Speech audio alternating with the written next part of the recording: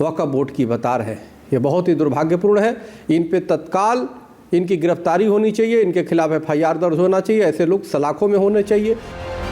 कुंभ भूमि को वक्फ प्रॉपर्टी बताया जाता है तो साधु संत भी गुस्से से आग बबूला होते हैं। अखाड़ा परिषद के अध्यक्ष रविंद्र पुरी कहते हैं कि रोज रोज के दावे से हिंदू थक चुके हैं और सनातन बोर्ड बनने दीजिए, इसके बाद हम वक्फ से एक एक जमीन का हिसाब करेंगे। तो दूसरी तरफ अखाड़ा परिषद के सचिव राम रतन जी महाराज मौलाना शहाबुद्दीन बरेलवी को पागल बताते हैं और कहते हैं कि उन्हें पागल खाने भेज देना चाहिए। इसीलिए हम लोगों ने प्रयास किया है, स्नातन बोर्ड का गठन होना अति आवश्यक है, ताकि जो ये लोग हैं इनको सबक सिखाना पड़ेगा और सबक भी सिखाना पड़ेगा। यही समय हमारा है और हमारा प्रयास है बहुत जल्दी से हम ये स्नातन बोर्ड का गठन करेंगे और इनकी भूमि जो 80% भूमि हम इनसे लेके रहेंगे। कोई छोटा सा भी बच्चा भी समझेगा कि महाकुंभ तो सनातन सतयुग से चला आ रहा है, इनकी बोर्ड की जमीन कैसी होगी। इनकी तो बुद्धि जो है ना, इनको तो पागल खाने में, बरेली के पागल खाने में भर्ती कर देना चाहिए। मौलाना शहाबुद्दीन बरेलवी के दावे पर सच है या फर्जी, ये तो प्रशासन बताएगा, लेकिन मौलाना के इस बयान को उनकी बौखलाहट से जरूर जोड़ा जा रहा है। बौखलाहट इसीलिए क्योंकि कुंभ में मुसलमानों की एंट्री पूरी तरह से बैन कर दी गई है। मुसलमानों को कुंभ में दुकानें लगाने पर भी मनाही है और शायद यही वजह है कि मौलाना शहाबुद्दीन बरेलवी की बौखलाहट बताई जा रही है। Bureau report, Republic Bharat.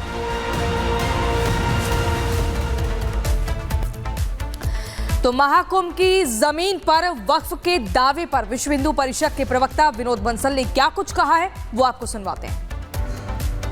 वक्फ बोर्ड द्वारा मां भारती की लाखों एकड़ जमीन पर जिस तरह से अवैध कब्जे किए हुए हैं, वो किसी से छुपा हुआ नहीं है। पहले इन इस्लामिक जिहादी मानसिकता ने अफगानिस्तान, फिर पाकिस्तान, फिर बांग्लादेश बनाया। अब मां भारती के ही टुकड़े करने पर लगे हुए हैं। जगह जगह मिनी पाकिस्तान बनाने की कुछ कोशिश हो रही है। इसी कारण अब वक्फ बोर्ड के बारे में जन चेतना जागी है।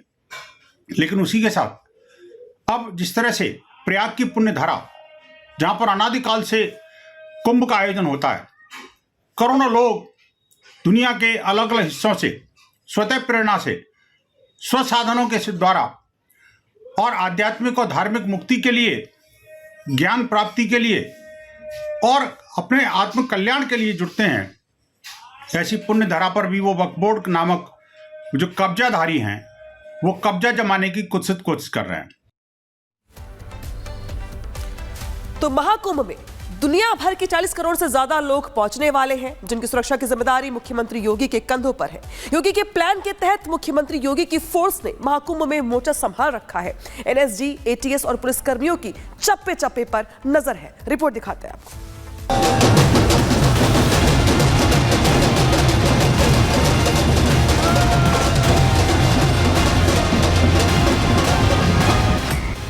जल,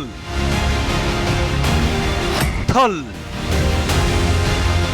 और नभ में सुरक्षा का चक्रव्यूह। महाकुंभ में बस कुछ दिनों का वक्त बचा है, जहां करोड़ों सनातनी संगम तट पर आस्था की डुबकी लगाएंगे, जिनकी सुरक्षा का जिम्मा सीएम योगी के कंधों पर है।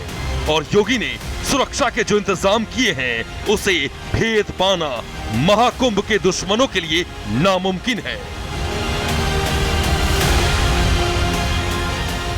यूपी के सीएम योगी ने फोर्स को महाकुंभ में उतार दिया है, जो कि किसी भी नापाक हरकत का जवाब देने के लिए तैयार है और पूरे महाकुंभ को अवैध किले में तब्दील कर दिया गया है।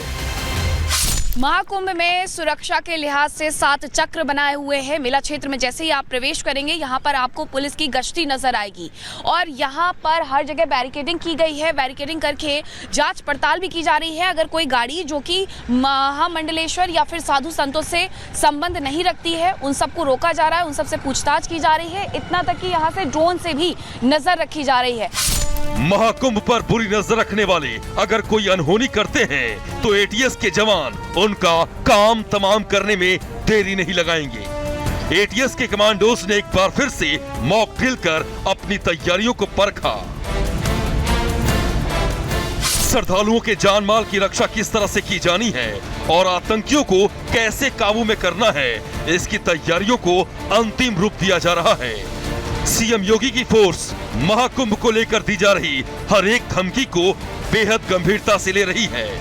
धमकी के बावजूद महाकुंभ में आने वाले हर श्रद्धालु की जल, थल और नभ से सुरक्षा की जाएगी। इस भव्य महाकुंभ की सुरक्षा में एनएसजी कमांडो, एटीएस, 50,000 पुलिसकर्मी, 2,700 सीसीटीवी कैमरे, ड्रोन्स और एंटी ड्रोन सिस्टम को तैनात किया गया है।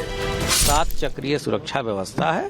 अंतर्राष्ट्रीय और अंतर्राज्यीय बॉर्डर से लेके कुंभ के आइसोलेशन कॉर्डर तक 7 लेवल की सुरक्षा व्यवस्था हम सुनिश्चित करा रहे हैं और जो पिछले कुंभ 2019 की व्यवस्था थी उससे लगभग 40% अधिक फोर्स हम लोग यहाँ डिप्लॉय कर। महाकुंभ के मेले में तैनात जवान आधुनिक हथियारों से लैस हैं, जिन्हें एंड वॉश राइफल और बंदूकें दी गई हैं, जो समय आने पर दुश्मन को उसी की भाषा में जवाब दे सकते हैं। महाकुंभ में करोड़ों लोगों की सुरक्षा एक बड़ी चुनौती है, जिसके लिए सुरक्षा के कड़े इंतजाम पर ध्यान दिया गया है। सीआरपीएफ की टीम के साथ डॉग स्क्वाड की टीम भी महाकुंभ में मुस्तैद रहेगी। डॉग स्क्वाड की टीम जो है वो यहाँ पर आई है, स्पेशल टीम यहाँ पर आई है, यानी कि तकनीकों का इस्तेमाल हर तरीके से यहाँ पर किया जा रहा है। ये चेकिंग इसलिए हो रही है कि किसी भी तरीके की कोई अराजक तत्व जो है या अराजक जो सामान है वो यहाँ पर ना दिखाई दे। श्रद्धालु आएंगे, वो उनकी एंट्री और एग्जिट इस परेड क्षेत्र से ही है, तो इसलिए और ज़्यादा महत्वपूर्ण हो जाता है कि एंट्री और एग्जिट को हमें देखना है कि श्रद्धालु आराम से चले जाएं और स्नान करने के बाद वो वापस चले जाएं। और सुरक्षा की दृष्टि से जो भी ज़रूरी हमारे को दिशा निर्देश मिले हैं उनको हम फॉलो अप कर रहे हैं कि सुरक्षा में कोई किसी तरीके की चूक ना हो। खास ख्याल रखा गया है। महिलाओं के लिए अलग से थाना बनाया गया है, साथ ही हेल्प डेस्क भी तैयार किया गया है। किसी महिला को कोई समस्या ना हो, वस्त्र जो चेंजिंग वगैरह है वहाँ के लिए रूम्स बने हुए हैं, ये सब चीज़ें फैसिलिटी दी जा रही हैं। स्नान घाट भी उनके अलग बनाए जाएंगे ताकि वो पुरुषों से अलग रहें, तो इस तरह के यहाँ पे हैं। बाकी जो महिला संबंधी जो भी चीज़ें हैं उसके लिए हेल्प डेस्क भी नियुक्त की गई है, तो जहाँ पे उनको अगर कोई समस्या होती है तो वो वहाँ पे बता सकती हैं। ये तैयारी बताती है कि सीएम योगी का सुरक्षा प्लान आतंकियों के मंसूबों से ज्यादा खतरनाक है। एनएसजी और एटीएस के साथ साथ पुलिस के जवान मुस्तैद हैं। जल, थल और नभ में हर जगह गहरा पहरा है। Bureau report, Republic Bharat.